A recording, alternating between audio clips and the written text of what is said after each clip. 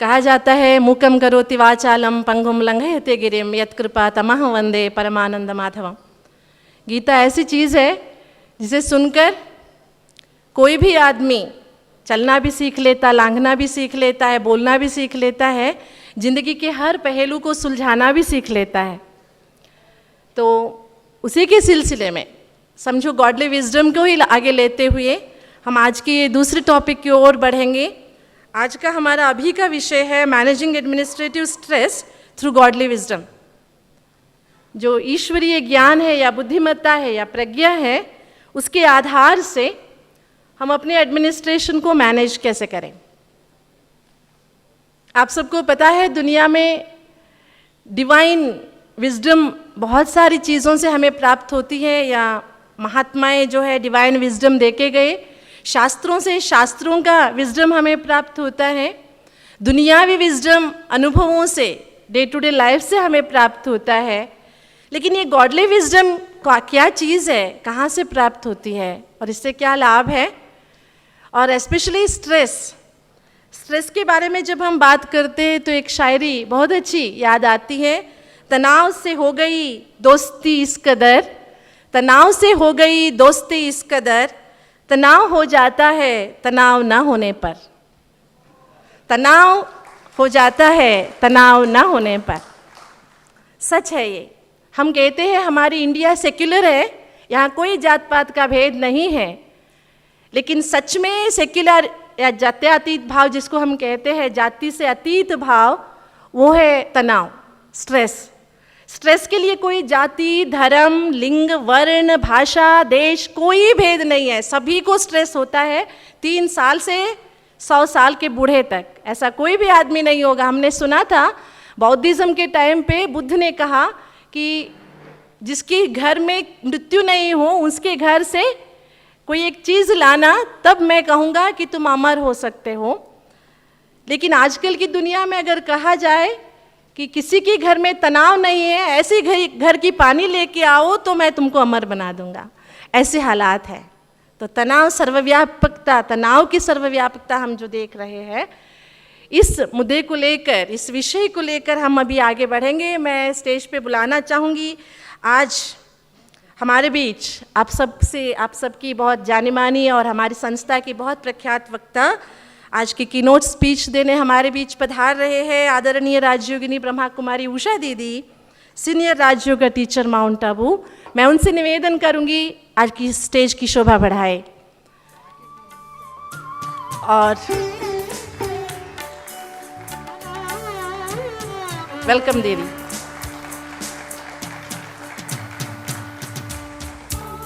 और मैं बुलाना चाहूँगी कि आज की guest of honour mister Umesh Mundra, IAS secretary, Madhya Pradesh state backward class commission Bhopal, कृपया मंच पर पधारिए।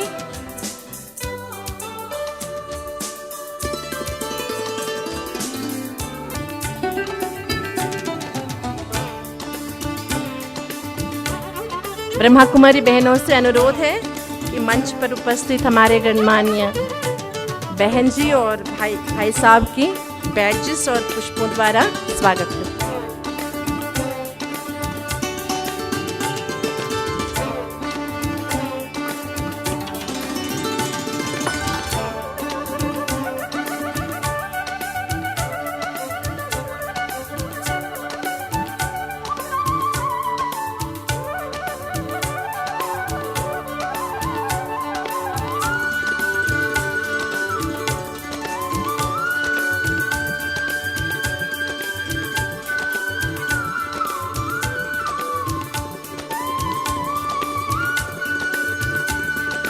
सभा में बैठे हुए हमारे सभी भाई बहने तो बहुत अच्छे ज्ञाता तो है ही, सभी के पास नॉलेज तो हर प्रकार की है, लेकिन बात इस विषय की है कि हम ज्ञान को या नॉलेज को अपना विजडम कैसे बनाएं, और दुनियावी विजडम और गॉडली विजडम में फ़र्क क्या है जिससे हम अपनी एडमिनिस्ट्रेशन को स्ट्रेस फ्री बना सकें।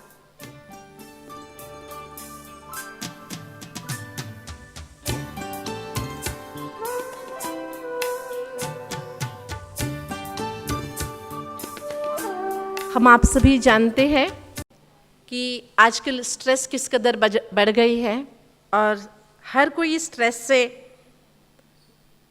मुक्ति पाना चाहता है। स्ट्रेस फ्री लिविंग सभी की चाहना है, लेकिन दुनिया में बहुत सारे स्ट्रेस मैनेजमेंट कोर्सेज भी हमें अवेलेबल है। हम ब्रह्मा कुमारी संस्था द्वारा भी स्ट्रेस मैनेजमेंट कोर्सेज कराते हैं, लेकिन गॉडली विजडम से स्ट्रेस मैनेज करना, I welcome mister Umesh Mundra ji. वो क्या नई चीज़ है उसके बारे में हम आज सुनेंगे, क्योंकि कल से जो बातें यहाँ पर हो रही है गॉडली विजडम को लेकर, दुनिया में बहुत सारी ऐसी बातें हैं, जैसे कि हम बहुत सारे एग्जाम्पल्स सुनते हैं। जैसे देखिए कि एक पेन है, ये पेन कोई वजनदार नहीं है, मेरे हाथ में इसे पकड़ने से मेरे हाथों में या जोड़ों में कहाँ भी दर्द का अनुभव मुझे नहीं होगा। लेकिन अगर यही पेन मैं थोड़ी देर तक, आधा घंटा, 1 घंटा, 2 आवर्स, 4 आवर्स ऐसे ही पकड़ के रखूं तो क्या होगा? क्या होगा आप सबको पता है कि धीरे धीरे यहाँ सब पुलिंगनेस फील होगा, दर्द फील होगा, मुझे स्ट्रेन होगा। ये सभी हम सब जानते हैं। क्या आधा घंटा, 2 घंटा, 3 घंटा, 4 घंटा ये होने पर इस पेन का वजन बढ़ा? नहीं। फिर क्यों प्रॉब्लम स्टार्ट हो गया? जो स्टार्टिंग में नहीं था वो क्यों हो गया? हाँ, इस चीज को ज्यादा देर तक मैंने पकड़ के रखा जो जरूरी नहीं था, है ना। इसी तरह जो चीजें हमारी जिंदगी में आती है और जाती हैं, और जिन चीजों को हम पकड़ के रखना चाहते हैं उनको छोड़ देते हैं, और जिनको पकड़ना नहीं चाहिए उनको पकड़ के रख लेते हैं, जिसके फलस्वरूप हम जिंदगी में तनाव से रिलेटेड डिसीज, उससे होने वाली प्रॉब्लम्स, उससे होने वाली संघर्ष जो है, वो सब कॉन्फ्लिक्ट्स, फैमिली कॉन्फ्लिक्ट्स या इंस्टीट्यूशनल कॉन्फ्लिक्ट्स है, ये सभी फील करते हैं। वो लंबा सा एक बहुत लंबा प्रॉब्लम हो जाता है। इसलिए गॉडली विजडम से हम इन सभी प्रॉब्लम्स का हल कैसे निकालें, हो सकता है तो कैसे, एडमिनिस्ट्रेशन में, स्पेशली एडमिनिस्ट्रेशन में ये गॉडली विजडम किस हद तक हमारे उपयोग साबित हो सकता है, इसके बारे में आप सभी तो जानते हैं। हमारे सामने आज कीनोट स्पीच देने उपस्थित हुए हैं हमारे आदरणीय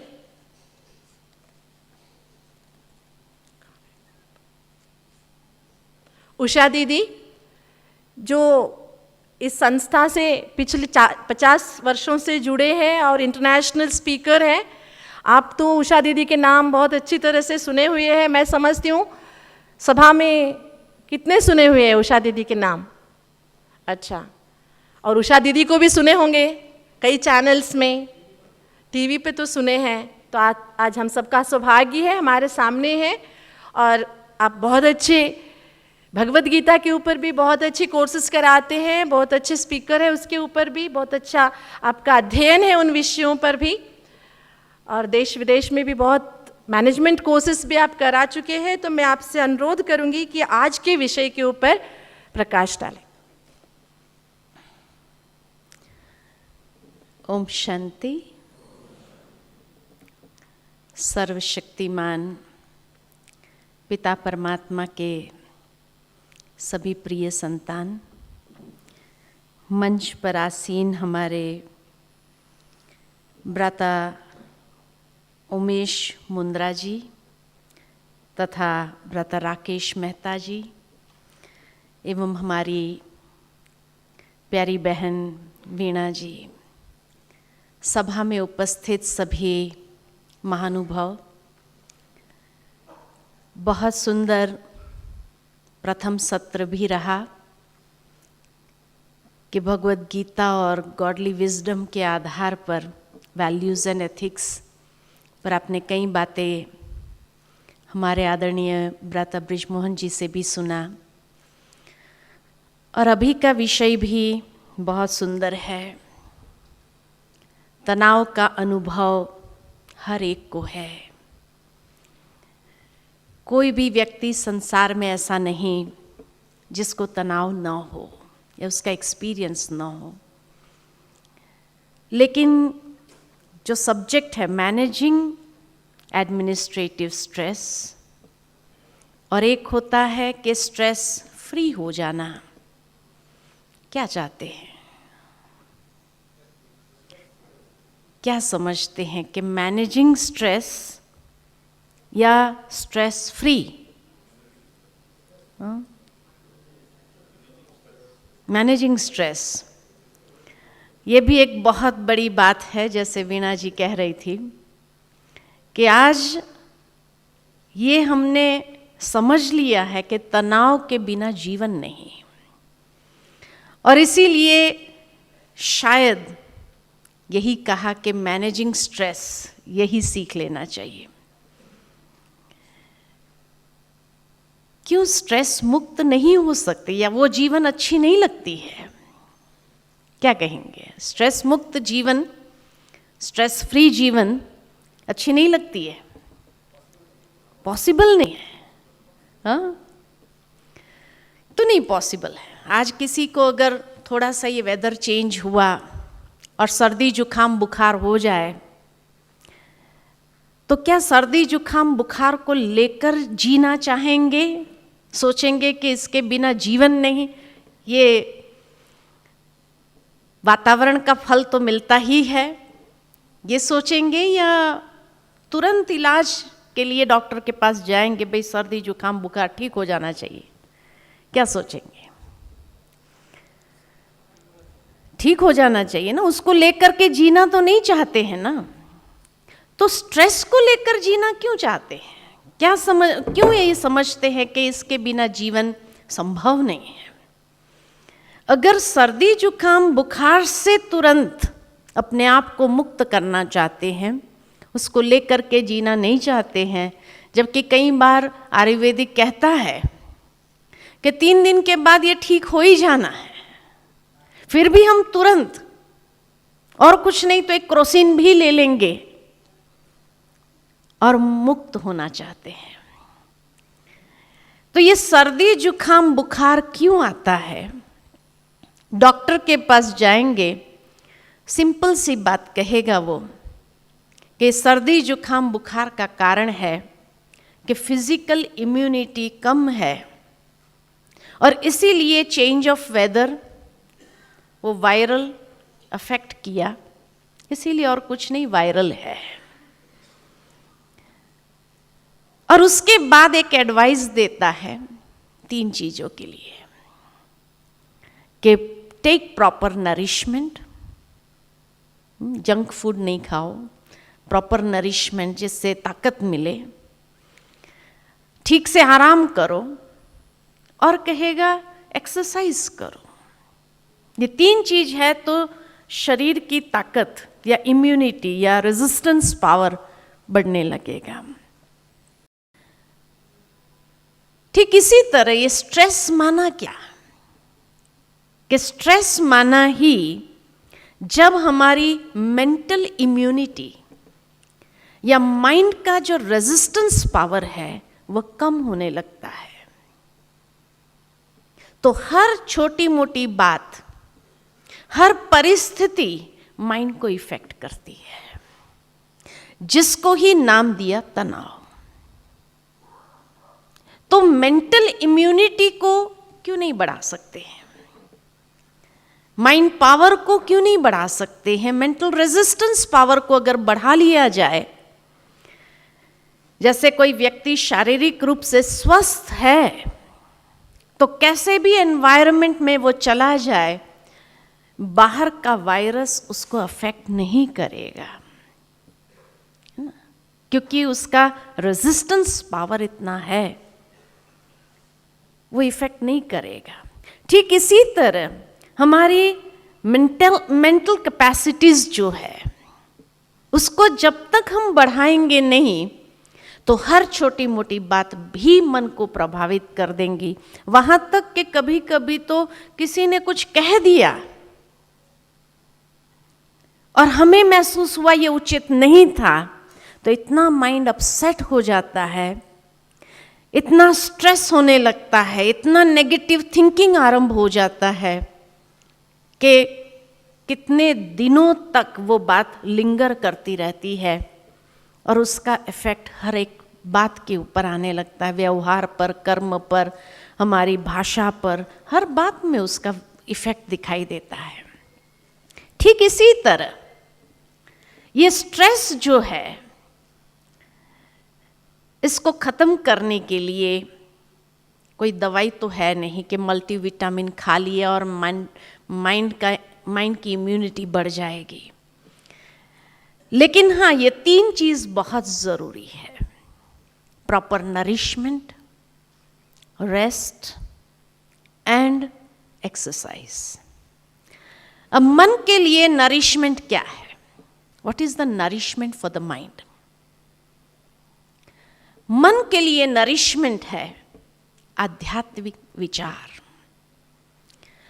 बहुत पौष्टिक भोजन है ये, बहुत पौष्टिक नरिशमेंट है। बहुत एक्यूरेट सब्जेक्ट रखा है कि managing administrative stress through godly wisdom.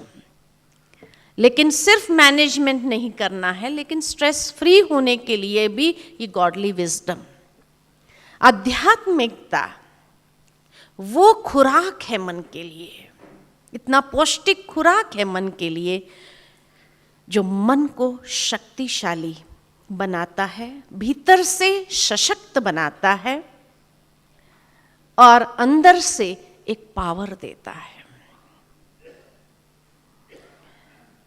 ये आध्यात्मिकता आज की जीवन शैली में एक खूटती कड़ी है।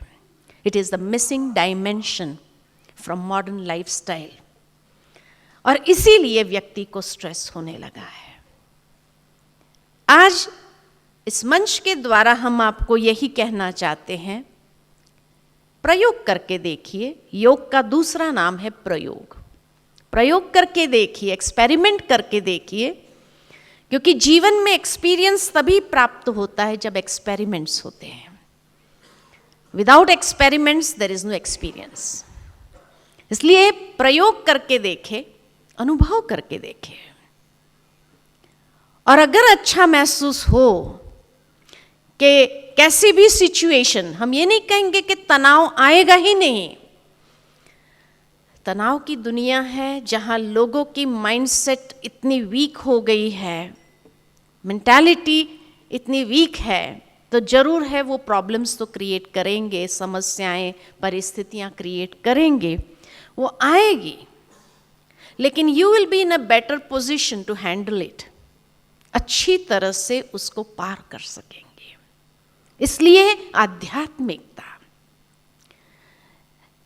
गॉडली विजडम हमें भीतर से वो टेक्निक की ओर इशारा करता है और उसको सुलझाने का एक सही डायरेक्शन देता है। महाभारत में अर्जुन की बात याद आती है। अर्जुन जैसा एक वीर योद्धा जिसने अनेकों युद्ध अकेले हाथ जीते, परंतु जब महाभारत का समय आया तो वो इतना नर्वस हो गया, उदास हो गया, दिल शिकस्त हो गया, हिम्मतहीन हो गया, स्ट्रेस में आ गया कि उसने शस्त्र छोड़ दिए और भगवान से विनती करने लगा, मुझे ये युद्ध नहीं करना है। और उस समय भगवान ने जब उसकी कायरता या ये स्ट्रेस की स्थिति, नर्वसनेस को देखा, तो उसको सबसे पहले कौन सा ज्ञान दिया?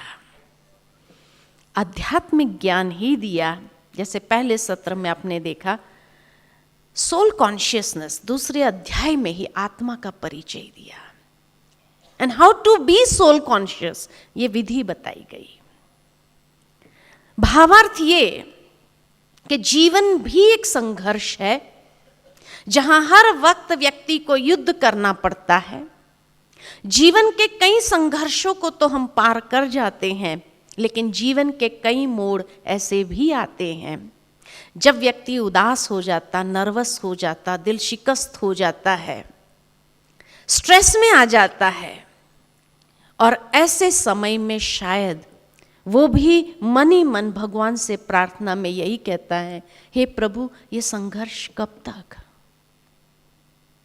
आई डोंट वॉन्ट टू फाइट, मुझे युद्ध नहीं करना है अभी, मुझे ये संघर्ष नहीं करना है। ऐसे समय के लिए ही ये आध्यात्मिक ज्ञान, आत्मा का ज्ञान हमें बहुत मदद करता है उन परिस्थितियों को सहजता से पार करने के लिए। बिना तनाव में आए, बिना स्ट्रेस में, नर्वसनेस हुए हम उस परिस्थिति को पार कर सके, वो शक्ति हमें भीतर से प्राप्त होने लगती है। इसलिए रेगुलरली जैसे शरीर को नरिश करना आवश्यक है, ठीक इसी तरह रेगुलरली अपने माइंड को भी नरिश करना बहुत ज़रूरी है। क्यों? क्योंकि आने वाला समय कैसा है, परिस्थितियां बढ़ेगी या कम होगी, समस्याएं बढ़ेगी या कम होंगी, तनाव के कारण बढ़ेंगे या कम होंगे, कॉन्फ्लिक्ट्स बढ़ेगी या कम होगी। और ऐसे समय में अगर हम भी भीतर से स्ट्रेस में आ जाए तो उस परिस्थिति को पार कैसे करेंगे? पार नहीं कर पाएंगे, शिकार बन जाएंगे। और स्ट्रेस को लेकर के शिकार क्या होंगे? कोई ना कोई फिजिकल बीमारी आरंभ हो जाएंगी। इसीलिए डॉक्टर्स ने कहा 70 to 80% of the disease are due to psychosomatic reasons, जो मन से आरंभ होते हैं 70 to 80%। तो शिकार नहीं बनना है हमें, अपने जीवन को बहुत सुंदर तरीके से, हर पहलू को बहुत सुंदर तरीके से अगर मुझे चलाना है तो आध्यात्मिकता से अपने आप को नरिश करना रेगुलरली बहुत ज़रूरी है। इसलिए आध्यात्मिकता बहुत आवश्यक है। उसके बाद रेस्ट, शरीर को तो रेस्ट दे देते हैं, लेकिन मन को भी रिलैक्स करना बहुत आवश्यक है। रात को सो जाते हैं, शरीर सोता है, मन तो घूमता रहता है सबकॉन्शियस लेवल पर, माइंड इज कंटिन्यूअसली फंक्शनिंग। इसलिए व्यक्ति सुबह उठने के बाद भी अपने आप को फ्रेश महसूस नहीं करता, क्योंकि माइंड ने तो सारी रात काम किया है। और इसीलिए मन को रिलैक्स करना जरूरी है। And for that meditation is consciously relaxing the mind. Bhagavad Gita में भी भगवान ने अर्जुन को 5वें अध्याय से ध्यान योग की बात आरंभ कर दी। ध्यान योग सिखाना शुरू कर दिया। माइंड को कैसे रिलैक्स करना बहुत आवश्यक है। दूसरा अध्याय, तीसरा अध्याय, चौथा अध्याय आत्मा और परमात्मा कर्म की बात सुनाई, और उसके बाद 5वां अध्याय, 6ठा अध्याय, 7वां अध्याय ध्यान योग की बातें सुनाई। Meditation, relaxing your mind. और कितना मेडिटेशन करना चाहिए, और इसलिए आज देखते हैं कि विदेशों के अंदर मेडिटेशन सीखने का एक क्रेज हो गया है। हर कोई मेडिटेशन सीखना चाहता है। भारत में भी साइकेट्रिस्ट के पास जब जाते हैं तो उसका पहला एडवाइस, पहली सलाह यही होती है, रिलैक्स योर माइंड। कोई टाइप का मेडिटेशन सीखिए आप, कोई टाइप का मेडिटेशन करिए जिससे आप माइंड को रिलैक्स कर सको। राजयोग हमें बहुत सुंदर सहज टेक्निक बताता है माइंड को रिलैक्स करने की। ये 3 दिन आप महसूस करेंगे, एक टेस्ट दिया है आपको अपनी लाइफ में। नेगेटिव इंफॉर्मेशन प्रोवाइड करने वाले सारे सोर्सेज से आप दूर है। सुबह न्यूज़पेपर नहीं मिलेगा, टेलीविजन नहीं मिलेगा, है ना। सारे नेगेटिव इंफॉर्मेशन के सोर्सेज से आप दूर हैं। और सुबह सुबह ही क्या होता है, स्पिरिचुअल नरिशमेंट से यू बिगिन योर डे, है ना। आध्यात्मिकता और मेडिटेशन मॉर्निंग में भी और बाद में भी, बीच बीच में सेशंस में भी आपको बीच बीच में मेडिटेशन प्रैक्टिस कराई जाती है कि 3 मिनट भी अगर रिलैक्स कर दिया जाए तो भी कितना हम अपनी एनर्जी को बूस्ट कर देते हैं। तो मेडिटेशन बहुत ज़रूरी है। 3 दिन के अंदर आप देखेंगे the difference in your own life, on your own face. बहन जी बता रहे थे पिछले सत्र में फेयर एंड लवली लगाए लेकिन स्माइल तो है ही नहीं, है ना। भावार्थ ये कि वो खुशी, वो आनंद, वो उमंग, उत्साह जो मन प्रसन्न होने पर प्राप्त होता है, एक नेचुरल तरीके से माइंड रिलैक्स है तो भीतर से वो प्रसन्नता प्राप्त होने लगती है। और उस प्रसन्न स्थिति में अगर डिसीजंस लेना हो तो सही निकलता है। स्ट्रेस में अगर डिसीजंस लेना हो तो क्या होगा,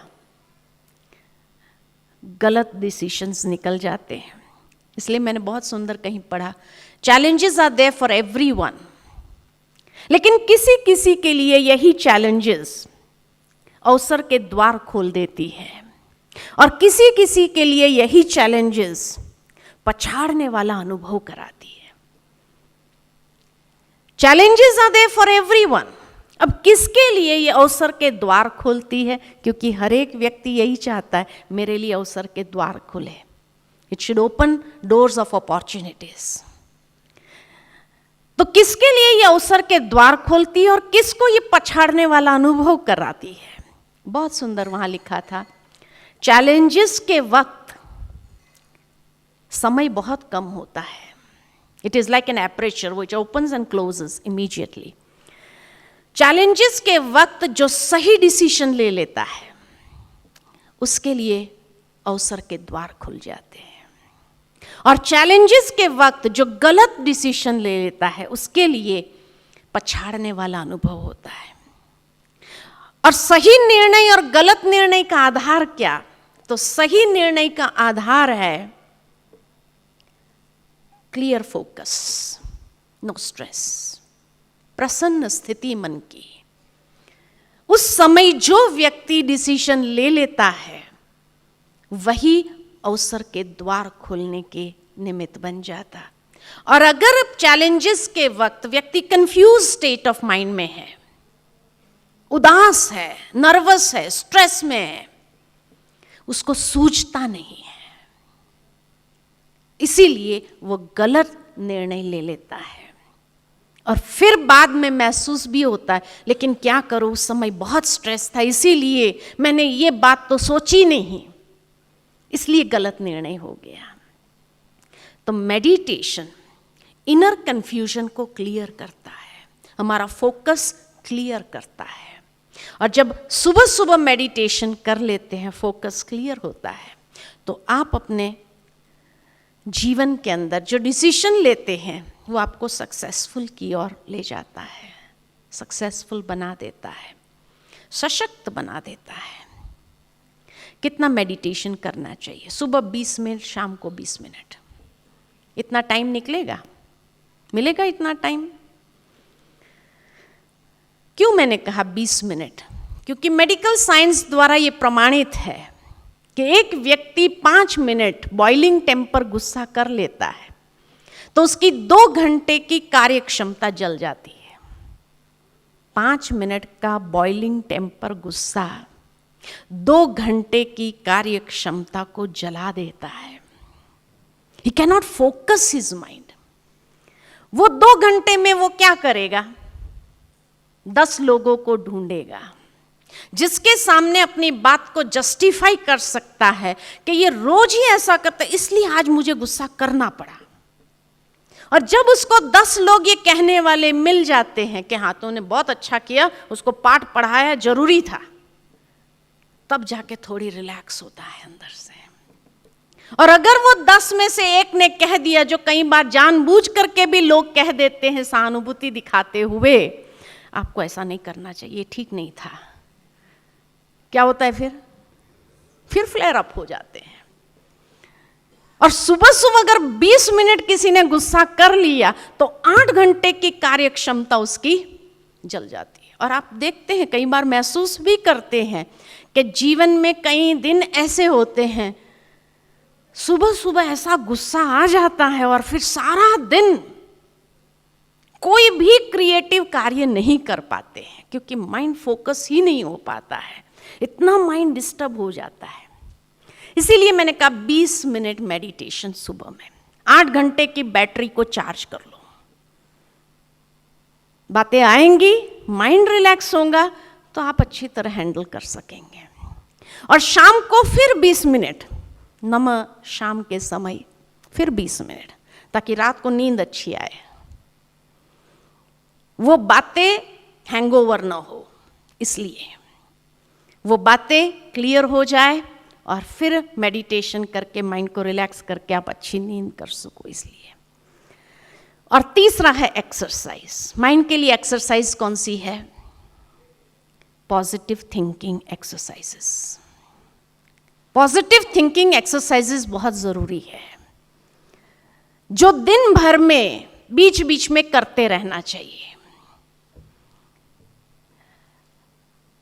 नेगेटिव थिंकिंग इतना नेचुरल हो गया है, पॉजिटिव थिंकिंग सोचने पर भी बहुत मुश्किल से आता है।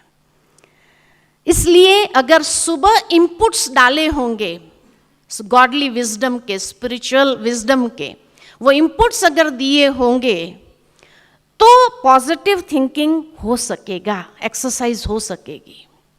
अगर इनपुट ही नहीं तो प्रोसेस नहीं और आउटपुट नहीं। जैसा इनपुट वैसा प्रोसेस, वैसा आउटपुट। इसीलिए स्पिरिचुअलिटी का इनपुट अगर हो तो पॉजिटिव थिंकिंग की एक्सरसाइजेस चल सकेंगी। जैसे बहन जी कह रहे थे, 2-3 घंटा तक अगर हाथ ऐसा खड़ा कर दो दर्द करने लगेगा। इसी तरह कोई व्यक्ति ने कभी एक्सरसाइज की ना हो, अचानक एक दिन हाथ पैर हिलाना चालू कर दे, या डॉक्टर, हार्ट अटैक आया और डॉक्टर के पास गए और डॉक्टर ने कह दिया देखो आपको जीना है, रोज सुबह आधा घंटा ब्रिस्क वॉकिंग, शाम को आधा घंटा ब्रिस्क वॉकिंग करनी पड़ेगी। अगर वो डॉक्टर को कहे डॉक्टर साहब सुबह तो टाइम नहीं मिलेगा, आई एम सो बिजी, सुबह सुबह ही तो कारोबार आरंभ होता है, सारा लोगों का फोन कॉल शुरू हो जाता है, और शाम को भी देखेंगे टाइम मिलेगा तो करेंगे, तो डॉक्टर साहब क्या कहेंगे? क्या कहेंगे? क्या कहेंगे? मरो, there is no other alternative. अगर तुम्हें अपने लिए टाइम नहीं है तो nobody can help you. God also helps those who help themselves. अगर उसको जीना है तो सुबह आधा घंटा मिलेगा या नहीं मिलेगा? मिलेगा। थोड़ा रीशेड्यूलिंग करेगा, 2-4 दिन लोगों के फोन आएंगे, जैसे ही लोगों को पता चल जाता है ये टाइम से ये टाइम ये नहीं मिलेगा, वॉकिंग गया होगा, लोग एडजस्ट कर लेंगे, या अर्ली कर लेंगे फोन या बाद में कर लेंगे, कोई कारोबार रुकती नहीं है। और इसी तरह शाम को भी टाइम मिलता है। पहले 2-4 दिन जैसे ब्रिस्क वॉकिंग करके आएगा तो हाथ पैर दर्द करेगा, लेकिन दर्द करता है करके छोड़ नहीं देगा। ठीक इसी तरह मन को भी इतनी नेगेटिव थिंकिंग करने की आदत पड़ गई है कि पॉजिटिव थिंकिंग करना हो तो consciously we have to work on ourselves, और उसके लिए जितनी आध्यात्मिक इनपुट्स होगी उसको बेस बना करके भी आप पॉजिटिव थिंकिंग या थॉट फॉर द डे जो होता है उसको लेकर के आप पॉजिटिव थिंकिंग, कई टेक्निक्स है। कई लोग कहते हैं सुबह तो स्पिरिचुअल इनपुट्स डालने का टाइम नहीं मिलता है, स्पिरिचुअल नरिशमेंट के लिए टाइम नहीं मिलता, आधा घंटा नहीं मिलेगा स्पिरिचुअली अपने आप को नरिश करने के लिए, नहीं मिलेगा तो नोबडी कैन हेल्प यू। फिर स्ट्रेस हमेशा आपके जीवन में रहेगा ही, it will be part and parcel of your life. Initially stress होगा, फिर हाइपर स्ट्रेस होगा, फिर नर्वस ब्रेकडाउन आएगा, फिर डिप्रेशन के शिकार बनते हैं। प्रैक्टिकली ये सिचुएशन है। इसीलिए धीरे धीरे पॉजिटिव थिंकिंग की एक्सरसाइजेस करते करते मन को सशक्त बनाते जाओ। जैसे जैसे आदत पड़ती जाएंगी, जैसे एक्सरसाइज की आदत पड़ गई तो जिस दिन नहीं किया उस दिन अनकंफर्टेबल फील करेंगे, पॉजिटिव थिंकिंग की भी आदत पड़ जाएंगी, फिर नेगेटिव थिंकिंग कहाँ गायब हो जाएगा पता ही नहीं चलेगा। और इस तरह मन सशक्त हो गया तो कोई भी छोटी मोटी बातें स्ट्रेस क्रिएट करने के लिए निमित्त नहीं बन सकती है। ठीक है ना? तो इस तरह से गॉडली विजडम, मेडिटेशन, एक्सरसाइजेस हमें बहुत हेल्प करती है परमानेंट स्ट्रेस फ्री होने के लिए। और इन्हीं शब्दों के साथ मैं अपनी वाणी को विराम देती हूँ। ओम शांति। Thank you.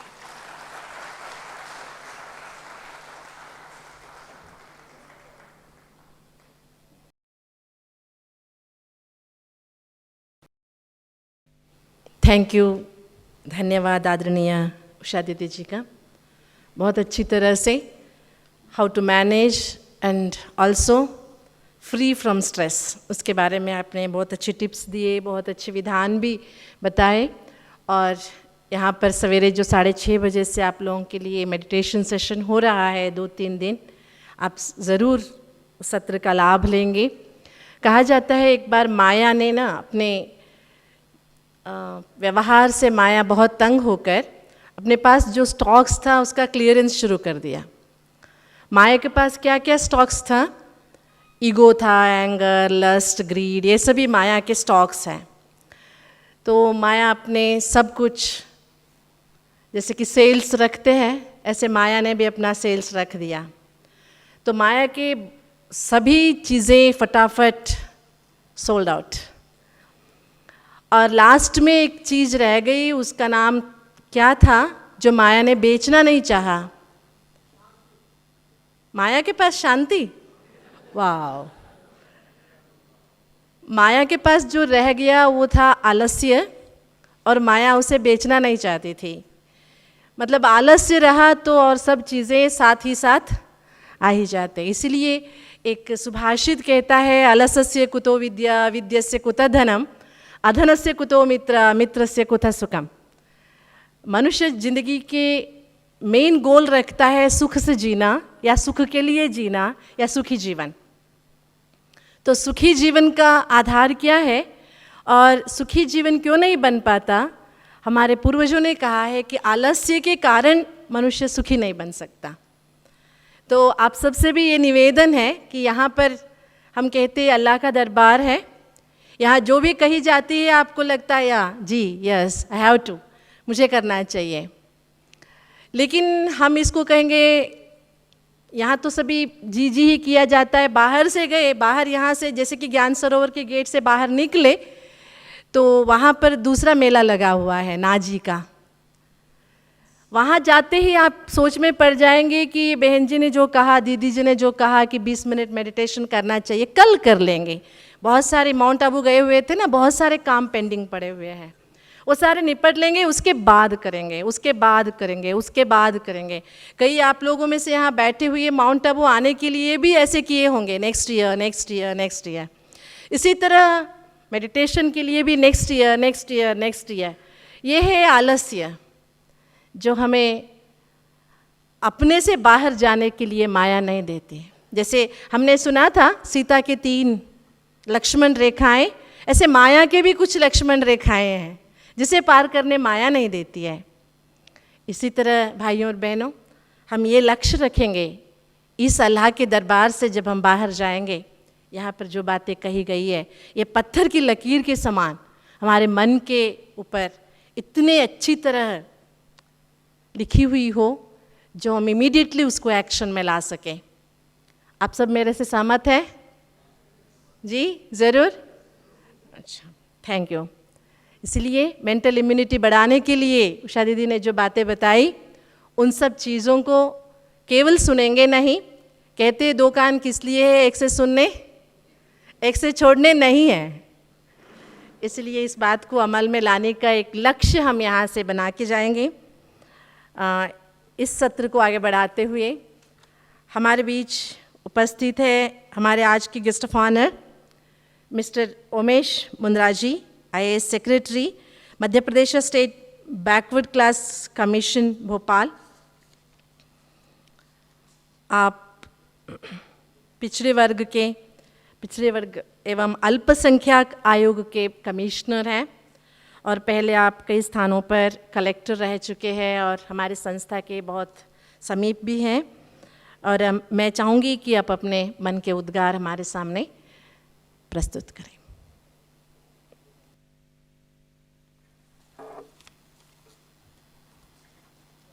आज के इस सत्र के चेयरपर्सन माननीय श्री मेहता जी, मुख्य वक्ता उषा बहन जी, संयोजक वीना बहन जी, उपस्थित भाइयों एवं बहनों, अभी प्रशासनिक जो तनाव प्रबंधन की बात उषा बहन जी ने विस्तार से बतलाई। निश्चित रूप से वह बहुत ही ध्यान देने योग्य बात है, खास करके प्रशासकों के लिए। और जो राजयोग की बात आज सवेरे भी हमने अनुभव की और उसके माध्यम से तनावों से कैसे नियंत्रण किया जा सकता है, मुक्ति पाई जा सकती है, ये एक अपने आप में अनूठी व्याख्या है। मैं अपना व्यक्तिगत अनुभव आप लोगों के सामने ज़्यादा न बोलते हुए बतलाऊंगा। लगभग 3 वर्ष पूर्व मैं एक प्रशासनिक सत्र में यहाँ पर आया था और राजयोग के माध्यम से तनाव से कैसे मुक्त हुआ जा सकता है और तनाव को कैसे नियंत्रित किया जा सकता है, इसका अनुभव मैंने पिछले 3 साल के प्रशासनिक अनुभव में पाया। मुझे जो इसके पूर्व मुख्य रूप से समस्या होती थी, आगंतुकों को जो मिलने आते थे, काफ़ी बड़ी संख्या में आते थे और अपनी अपनी समस्याओं को बार बार दोहराते थे। कई समस्याएं ऐसी होती थी जिनका निराकरण तत्काल नहीं किया जा सकता था और वे लोग असंतुष्ट चले जाते थे। उसके कारण काफ़ी तनाव दिन भर रहता था। ये राजयोग का जो एक्सरसाइज है, योग की जो मुद्रा है, उसके माध्यम से मैंने इसको नियंत्रित किया और मैंने अनुभव किया कि जो तनाव मुझे अपने प्रशासनिक कार्य में होता था, उससे काफ़ी मुझे नियंत्रण और खुशी हुई। मतलब पहले मेरे को तनाव होता था मिलने में, मगर उसके बाद जब ये राजयोग के माध्यम से मैंने अपना थोड़ा सा माइंड को चैनलाइज किया, तो मैंने अनुभव किया कि मैं लोगों की समस्याओं का निराकरण भी अच्छी तरह कर पा रहा हूँ जो संभव है, और मुझे तनाव भी नहीं हो रहा है।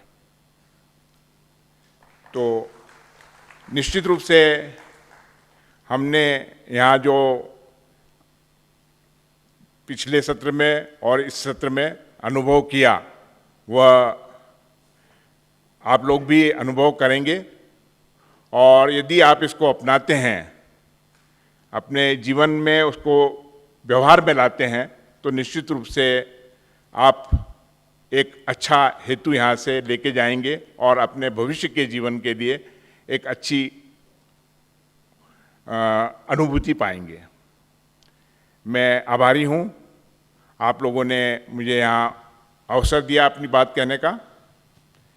निश्चित रूप से इस प्रकार का जो ये आयोजन है, वो हम प्रशासकों के लिए एक प्रेरणा का स्रोत है और मार्गदर्शक है, और मैं आभार व्यक्त करता हूँ संस्थान का कि ये एक अवसर दिया कि हम अपने कार्यशैली, जीवन स्तर और जीवन निर्वाह के योग्य हो सकें और अच्छा प्रशासन आम जनता के बीच में ला सकें। धन्यवाद। बहुत बहुत धन्यवाद भ्राता उमेश मुंद्रा जी का, जो अपने पर्सनल लाइफ में और प्रोफेशनल लाइफ में राजयोग के द्वारा उनको जो हेल्प हुआ है, उसका आप सबको भी जो अनुभव आपने सुना इंस्पिरेटिव रहा होगा। कहा जाता है योग माना ही समत्वम योगमुच्यते, keeping the balance is yoga. जो हमारा प्रोफेशनल लाइफ है या पर्सनल लाइफ है, उसके बीच में जो समत्व या बैलेंस मेंटेन करना है, उसको ही योग कहते हैं, जो राजयोग गीता में वर्णित है। कहते हैं योगस्थ कुरु कर्माणि संगम त्यक्त्वा धनंजय। कैसा योग करना है, कैसा जीवन बिताना है, योग करते हुए, मतलब योगी होकर कर्म करो। आगे कहता है गीताचार्य कि योगः कर्मसु कौशलम, जो हम कर्म करते हैं उसको सुकर्म कैसे बनाया जाए, ये योग की एक विधि है। इसलिए राजयोग माना अपने निजी जीवन को या personal life, professional life, public life या फैमिली लाइफ, सबको मिलाकर उसमें बैलेंस बनाकर रखते हुए अपने अंदर शांति समाधान बनाए रखें, उसको यहाँ पर इसलिए कहा जाता है कि yoga is a way of life, एक जीवन शैली है। केवल बैठकर 20 मिनट, 15 मिनट, आधा घंटा योग करना नहीं है, ये एक लाइफस्टाइल है। इसलिए इसके बारे में आप ज़रूर पूरी तरह जानेंगे, पहचानेंगे और उस पर चलेंगे, ये हमारी आशा है।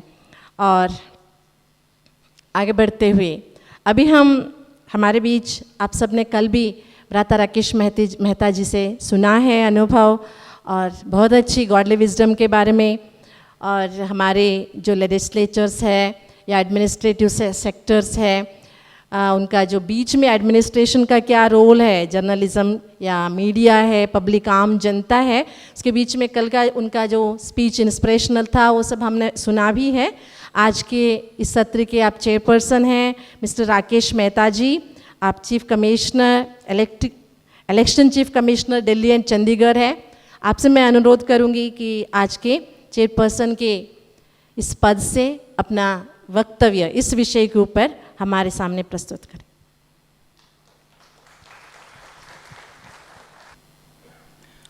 ओम शांति।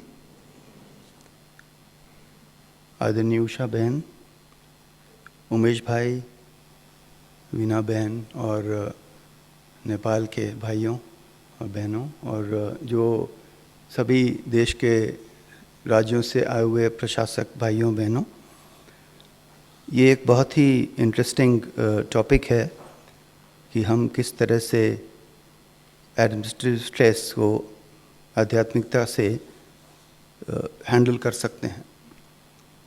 और पहला तो सवाल ये उठता है कि स्ट्रेस होता क्या है, what is the reason for administrators feeling stress.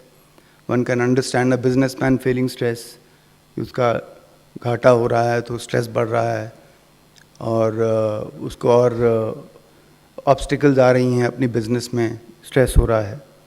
तो एडमिनिस्ट्रेटिव स्ट्रेस कई कारण हो सकता है। एक तो ये होगा कि वर्क ही आपका इतना कॉम्प्लेक्स है कि उसको क्रियान्वित करने में आपको कठिनाइयाँ हो रही हैं, क्योंकि ऊपर से आपको जो बॉस हैं आपके, वो क्लैरिटी नहीं दे रहे आपको किस तरह से आपको कार्य करना है। तो कॉम्प्लेक्सिटी से ही अपने आप स्ट्रेस पैदा होता है। दूसरा ये कि सरकार का हर एक काम टाइम बाउंड होता है, उसमें कोई ना कोई टाइम दिया गया होता है, और वो टाइमलीनेस से काम करने के लिए ये भी अपने आप एक स्ट्रेस पैदा होता है। तीसरा है कि आपको पता ही है कि सरकार में कोई एक व्यक्ति काम नहीं करता, सरकार में जॉइंट ऑपरेशन होता है, कोऑपरेटिव एफर्ट होता है। फाइल चलेगी नीचे से ऊपर, ऊपर से नीचे, और एडमिनिस्ट्रेटिव सिस्टम में सबके कोऑपरेशन की ज़रूरत है। तो कई बार उस चेन में एक आदमी भी अगर ठीक से काम ना कर रहा हो तो वो कोऑपरेशन आपको मिल नहीं पाता, इससे और स्ट्रेस बढ़ जाता है। और अगर आप चाहें भी उसका ट्रांसफ़र कराने तो करा नहीं सकते, तो आपको जो दिए गए लोग हैं उन्हीं से काम करवाने की कोशिश करनी पड़ती है, इससे भी स्ट्रेस बढ़ जाता है। चौथा है लैक ऑफ कोऑर्डिनेशन, कि कई विभाग हैं जिनके साथ कोऑर्डिनेशन के बिना काम नहीं हो सकता, तो इसलिए आपका स्ट्रेस उससे बढ़ता है।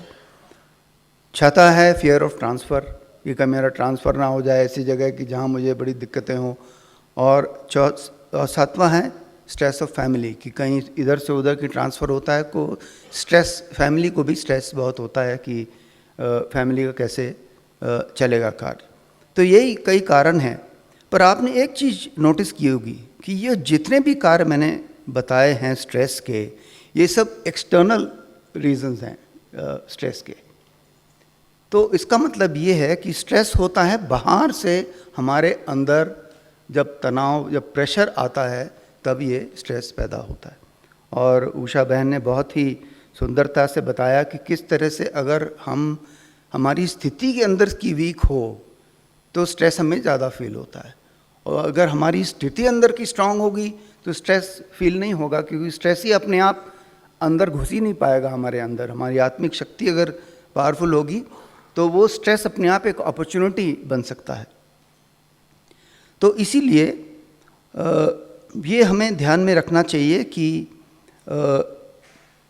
जैसे कि उषा बहन ने बहुत अच्छी तरह से कि आत्मिक स्थिति बहुत ज़रूरी है। जैसे नरिशमेंट देने की बात कही थी, गॉडली आध्यात्मिक नरिशमेंट और मेडिटेशन का नरिशमेंट, माइंड को रेस्ट के लिए जो ज़रूरत है, और एक्सरसाइज की, पॉजिटिव थिंकिंग की। और मैं समझता हूँ ये सब चीज़ें तब आ सकती हैं जब हम मैं समझता हूँ 7 ऐसे मैं कहूँगा प्रिंसिपल्स या कहो या लॉज कहो, आध्यात्मिक लॉज कहो, जिसको हम अगर अवेयरनेस जिसकी हो उससे हम ये स्ट्रेस को हम हैंडल कर सकते हैं। तो पहला, जैसा ऑलरेडी कहा गया, ब्रिजमोहन भाई ने बताया, as you sow so shall you reap.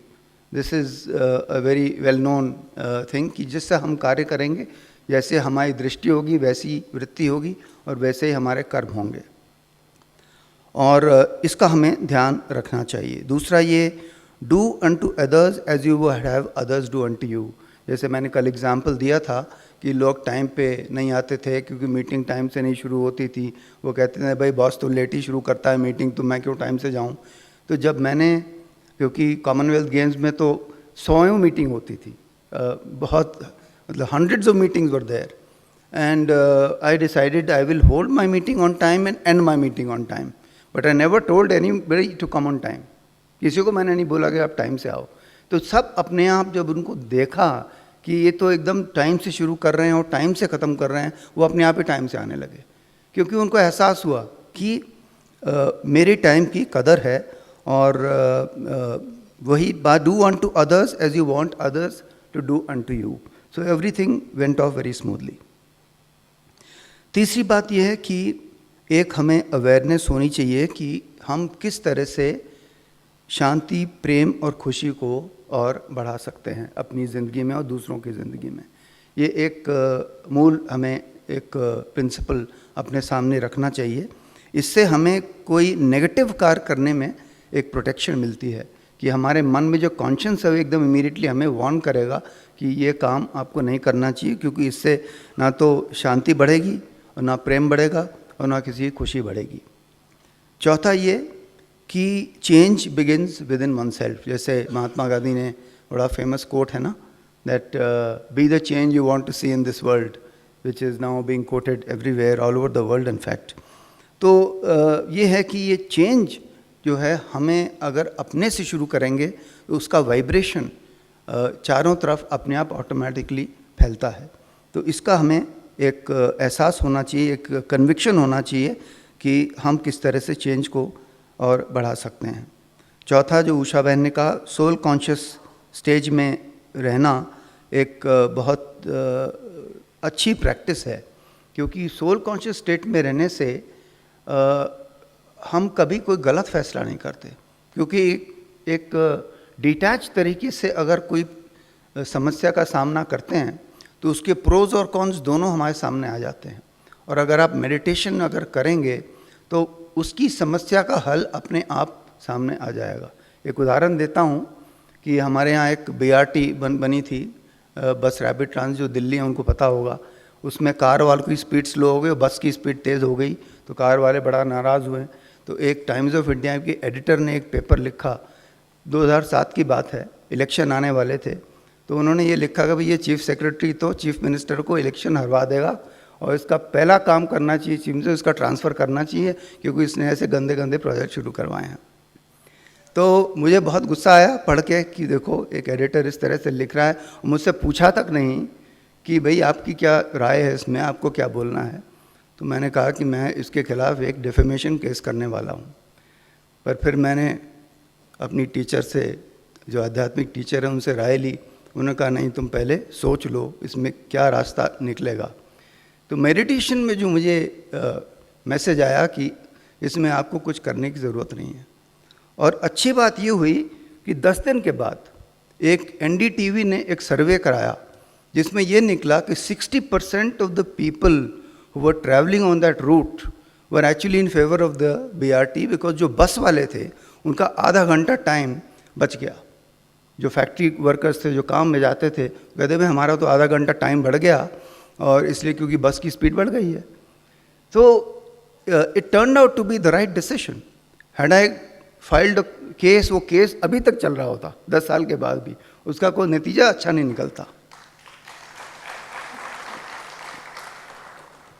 तो इसलिए सोल कॉन्शियस स्टेज में आप जाकर कोई भी समस्या को सामने रख के उसको देखेंगे तो उसमें आपको पॉजिटिव और नेगेटिव साइड दोनों सामने नज़र आएगी, और फिर जो फैसला आप लेंगे वो हर बार, I can tell you 100% correct decision होगा। 6th है कि happiness is a state of being, it is not a state of having, because whatever position may be having, whatever may be challenges we may face, happiness you have to really experience as a state of being. And what kind of vibrations are you sending to the environment around you? And that will make us all in a way humble and also influence the environment around us. 7वीं बात ये है कि जो मैंने पहले भी कहा था कि डिटैच जज observation is a good judgement, कि जो भी चीज़ आपको समस्या सामने आएगी उसको आपको डिटैच तरीके से ऑब्ज़र्व करना चाहिए, और उससे जो जजमेंट निकलेगा वो एकदम सही जजमेंट होगा। जैसा उषा बहन ने पहले भी कहा कि गुस्से में अगर कोई फैसला करते हैं तो वो कभी सही हो ही नहीं सकता, उसमें कभी कोई आपको सक्सेस नहीं मिलेगी। तो बेसिकली वर्क स्ट्रेस को अगर मैनेज करना है तो हमें अपने अंदर की स्थिति को और सुदृढ़ और सशक्त बनाना है, और वो हमें आध्यात्मिकता से, मेडिटेशन से और पॉजिटिव थिंकिंग से ही मिल सकती है। एग्जाम्पल्स तो मैंने आपको 1-2 दे ही दिए, एक आध यही दे दूंगा कि एक हमें सिविक सेंटर बनाना था। हमारा एक टॉलेस्ट बिल्डिंग इन दिल्ली है म्यूनिसिपल कॉरपोरेशन की, it is 32 floors, it is the tallest building in Delhi and the most modern. तो उसमें 12 एकड़ की ज़मीन थी, उसमें बहुत इंक्रोचमेंट्स थे, तमाम रिक्शे वाले और लोगों ने सब अंदर बैठे हुए थे, दुकानों ने बनी हुई थी। तो उसमें मेरी एक ही चॉइस थी, या तो मैं बुलडोज़र चला के उनको ख़त्म कर देता, और या मैं उनको सहानुभूति से उनको एक आत्मिक शक्ति दे के उनको कोऑपरेशन लेके उनको शिफ्ट कर सकता था। और मैंने ये एनालाइज़ किया कि अगर मैं बुलडोज़र चला के करूँगा तो कुछ लोग जाके कोर्ट में स्टे ले आएंगे और वो प्रोजेक्ट अगले 10 साल तक स्टार्ट नहीं होगा। तो मैंने उनको सबको बुलाया, धीरे धीरे करके अलग अलग बुला के उनको समझाया कि ये प्रोजेक्ट बहुत ज़रूरी है और हम आपको रिहेबिलिटेट करेंगे, आपकी क्या समस्याएं हैं। और 6 महीने में वो सब अपने आप उठ के चले गए और उनका सब रिहेबिलिटेशन भी हो गया और हमारा प्रोजेक्ट भी 5 साल में खड़ा हो गया और एकदम बन गया। और तो इसलिए थोड़ी सी अगर नया तरीका अपनाने की अगर सोच करने की ज़रूरत है, मैं समझता हूँ उसमें आध्यात्मिक शक्ति बहुत काम में आ सकती है। और एक हमने वेस्ट टू एनर्जी प्लांट भी लगाया था, उसमें भी लोगों का बहुत रोष था, पर वो बन गया और अभी भी वो सक्सेसफुली चालू हो रहा है। तो अंत में मैं यही कहूँगा कि हम अगर अपनी आत्मिक शक्ति को बढ़ाते हैं तो जितनी भी हमें टेंशन है उसको हैंडल करने में हमें बहुत ही स्ट्रेंथ मिलेगी। ओम शांति।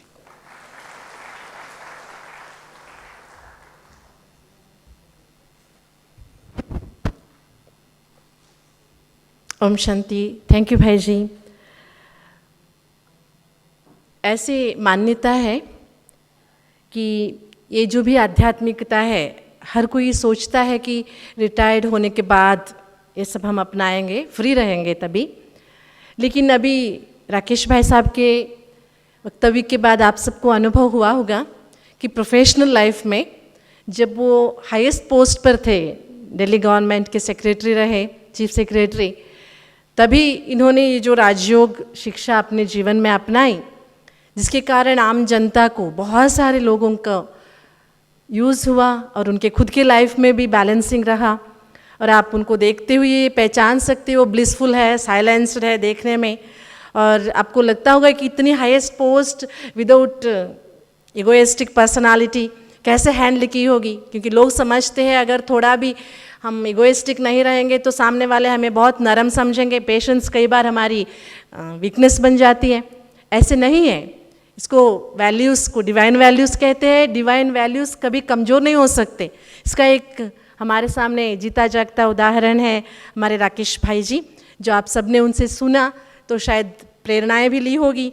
तो मुझे एक छोटी सी शायरी यहाँ पर कहना उचित मैं समझूंगी कि फेंक दो हमारी ज़िंदगी को आग में, फेंक दो हमारी ज़िंदगी को आग में, आग को भी बदल देंगे हम फूलों के बाग में, आग को भी बदल देंगे हम फूलों की बाग में। वो कैसे होगा? अगर हम सही तरीके से राजयोगा प्रैक्टिस करें और टाइम टू टाइम उसको अपनाएं और यूज़ करें, तभी हम ये बैलेंस रख सकते हैं। नहीं तो हम, आप सबको पता है कि हम बहुत सारी योगा सीखे हैं, यहाँ बैठे हुए भाई बहनें भी बहुत सारी योगा आजकल दुनिया, हम जब 21st सेंचुरी शुरू हो रही थी तो बहुत सारे लोगों ने उसके बारे में एडिटोरियल्स लिखा, ये लिखा, वो लिखा। उसमें यही सोचा था कि शायद 21st सेंचुरी जो है पैनिक सेंचुरी हो जाएगी, लेकिन ऐसे नहीं हुआ। लोग थोड़ा सा इंट्रोवर्ट हो गए, योगा के बारे में सीखना, सोचना, उसके बारे में जानना, उसकी तरफ अपनी रुचि बढ़ाई। तो आजकल हर चैनल्स में 1, 2, 3 सेशंस योगा के चलते रहते हैं। हर कोई योगा सीखने का रुचि रखता है, सीखता भी है, लेकिन आखिर रिजल्ट क्या निकलता है? आखिर रिजल्ट क्या निकलता है? हम सीखे तो है बहुत, प्राणायाम अभी सीखे हैं, एक्सरसाइज भी सीखे हैं, वो योगा, ये योगा, वहाँ का योगा, यहाँ का योगा, सब हम जानते हैं, लेकिन फॉलो क्या कर रहे हैं?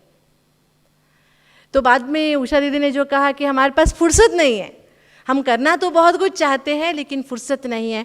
लेकिन हम अपने दिल में एक बात लिख ले कि ये जो 24 घंटे हैं ना, ये 25 घंटे कभी बनने वाले नहीं हैं, ये 24 ही रहेंगे। तो इन 24 घंटे में ही हमें प्लान करना है कि खुद के लिए मुझे क्या करना है, कितना समय निकालना है। इसलिए इस पुण्य भूमि पे आप पधारे हो, यहाँ पर एक इच्छा शक्ति या दृढ़ता अपने मन के अंदर बना के जाएंगे कि ज़रूर हम अपनी ज़िंदगी का पार्ट बना देंगे राजयोगा। जैसे सवेरे उठते ही हम अपने कुछ डेली रूटीन करना ज़रूरी समझते हैं, इसी तरह योगा भी एक ज़रूरी चीज़ समझे, अपनी ज़िंदगी का हिस्सा बना दे। तो मैं समझती हूँ कोई प्रॉब्लम हमारे सामने होते हुए भी हम प्रॉब्लम को अच्छी तरह से ईजीली हैंडल कर सकेंगे।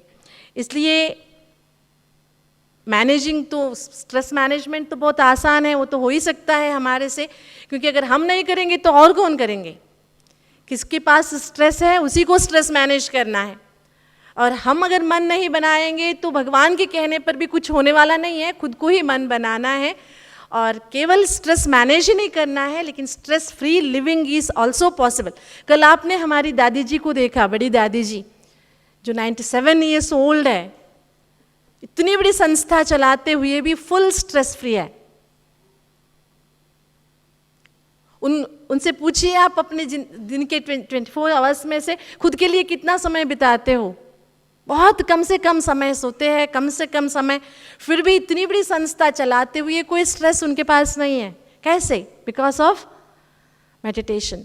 कहते हैं मेडिटेशन, माना लोग दुनिया में सोचते कि रिलैक्स होने के लिए मेडिटेशन है, लेकिन Rajyoga meditation only for not relaxation, it is also for recharging self, खुद को रिचार्ज करने के लिए, शक्तिशाली बनाने के लिए।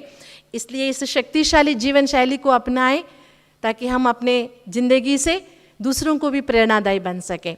इन्हीं शब्दों के साथ आज हम सभी सवेरे से लेके मैं समझती हूँ 9:30 से हम सुनते आ रहे हैं। सुनते सुनते थक तो नहीं गए सभी? नहीं, क्योंकि एडमिनिस्ट्रेटर्स को सुनाने की आदत ज़्यादा होती है और सुनने की कम। तो यहाँ पर तो इतनी सारी बातें सुनाई जा रही है, तो ओवरलोड तो नहीं हो गया कहीं? क्या समझते हैं? क्या ओपिनियन है आप सबका? एक्सेस तो नहीं हुआ ना? Thank you. इसलिए हम चाहते हैं कि यहाँ बैठे हुए आपके चेहरों पे जो मुस्कान है, जो आप फ्री है, रिलैक्स्ड है, ऐसे अपने professional life, personal life, family life में भी ऐसे रहेंगे ना। वैसे ये भारत में हम हर कोई काम शुरू करने के पहले गणेश जी की प्रार्थना करते हैं, विघ्न विनाशक उनकी प्रार्थना करते हैं। जब गणेश जी की वंदना करते हैं तो हम कहते हैं प्रसन्न वदनम ध्यायेत, गणेश जी को हम प्रसन्न वदन मानते हैं। लेकिन गणेश जी की आराधना, पूजना, वंदना करने वाले हमारा वदन कैसा है, हमारा चेहरा कैसा है? प्रसन्न वदन है या गुस्से वाला, नाराजगी वाला, क्रोध वाला, कैसा वदन है? कभी हमने सोचा है कि जिसकी हम पूजा कर रहे हैं वो तो प्रसन्न वदन होना ही चाहिए, लेकिन हम कैसे हैं? इसलिए हम अपनी ज़िंदगी को खुशहाल बनाएं अवश्य, क्योंकि ये ज़िंदगी की भगवान की देन है। भगवान की देन के लिए हम रिटर्न्स में क्या दें उसको? कुछ भी दे तो भी कम पड़ेगा। अगर हम अपनी ज़िंदगी को खुशहाल बना दें तो ये बहुत अच्छी रिटर्न गिफ्ट हो जाएगा। आप सबको बहुत बहुत धन्यवाद जो मंच पर हमारे साथ बैठकर अपने अमूल्य विचार हमारे साथ शेयर किए। हमारे आदरणीय उषा दीदी जी, जो आप बहुत व्यस्त रहते हैं संस्था के बहुत सारी वर्क्स में, आप अपने समय निकाले, हमारे बीच पधारे और अपने अमूल्य वक्तव्य हमारे साथ शेयर किए, जो अपने ज़िंदगी का अनुभव है। कहा जाता है जहाँ ना पहुँचे रवि वहाँ पहुँचे कवि, और जहाँ ना पहुँचे कवि वहाँ पहुँचे अनुभवी, है ना। ऐसे बहुत अच्छा अनुभव आपने हमारे साथ शेयर किया, इसलिए आप सबकी तरफ से दीदी जी का बहुत बहुत धन्यवाद। और आज के हमारे guest of honour mister Umesh Mundra ji अपना 3 वर्षीय अपना अनुभव भी शेयर किए, उनका भी बहुत बहुत तहे दिल से धन्यवाद। और आज के chairperson mister Rakesh Mehta ji, chief election commissioner Delhi and Chandigarh, आपके अनुभव युक्त और उपयुक्त वक्तव्य के लिए आप सबकी ओर से बहुत बहुत धन्यवाद। और मेरे और सभा में स्टेज पर बैठे हुए सभी गणमान्यों की तरफ से आप सबका बहुत बहुत धन्यवाद कि सवेरे से बैठे और इतनी देर तक अच्छी तरह से सुने और उसका अनुभव पाने की भी इच्छा शक्ति प्रकट की। इसके लिए भगवान आपको शक्ति दे, जो सुना आपने उसको अपने जीवन में अपनाएं। इन्हीं शब्दों के साथ अभी हम 1 मिनट परमात्मा को थैंक्स बोलेंगे, साइलेंस में बैठेंगे और अपने अंदर थोड़ा सोचेंगे कि हमने इतना जो सुना, कहीं ये मिक्स हो के कन्फ्यूज़ तो नहीं हो गए, क्या क्या अपनाया।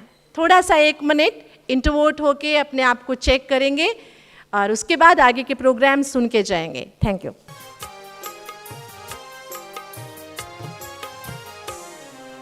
मस्तक सिंहासन पे हम आत्माएं, राजन बने और शासन चलाएं। कर्मेंद्रियां कर्मचारी हमारी, भ्रिकुटी बीच दरबार अपना सजाएं। मस्तक सिंहासन पे हम आत्माएं, राजन बने और शासन चलाएं।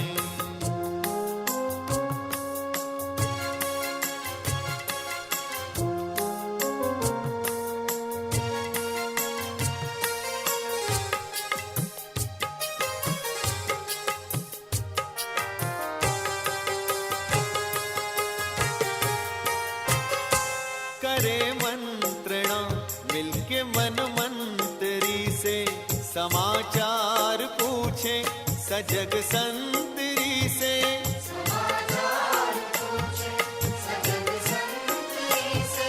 बड़ी सावधानी से इस राजधानी को माया की छाया से पल पल बचाएं।